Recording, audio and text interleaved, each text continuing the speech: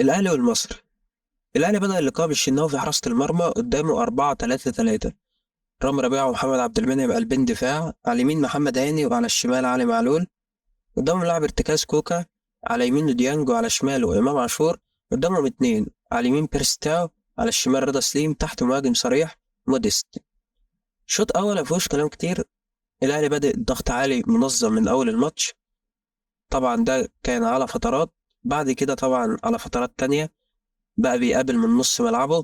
ده طبعا من وجهة نظري كولر عمل كده عشان البدني ما يقعش منه على مدار الماتش، خصوصا ان انت في اول الموسم، وبالاخص بعد اللي شافه في ماتش اتحاد العاصمة.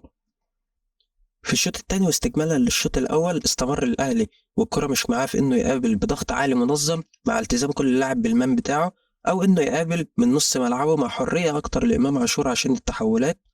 وده اللي تسبب في طرد الباهر المحمدي في بداية الشوط الثاني، واللي بعدها ريح لعيبة الأهلي تماما في أرض الملعب. إمام عاشور مع مميزاته المعروفة طبعا في التسديد من خارج ال 18 وأدواره الهجومية وأدواره الدفاعية والبدنية المهمة، بيبقى هايل جدا لما بينزل لتحت كارتكاز ويسلم ويستلم مع خط الدفاع وخط النص ويطلع بالهجمة، مع طبعا اللونج باس الهايل بتاعه. وده طبعا اللي شفناه في الجون الثالث لبيرس تاو. كالعادة أطراف الأهلي قوية، سواء كثنائيات زي ثنائية محمد هاني وبيرستاو على اليمين، واللي ظهر بوضوح في الجون التاني لبيرستاو، أو لما بيضموا للداخل بيرستاو أو رضا سليم. ومن بعدهم لما نزل كريم فؤاد وأحمد عبد القادر، واللي ظهر بوضوح في الجون الرابع لكريم فؤاد 1-2 بينه وبين أحمد عبد القادر على حدود 18.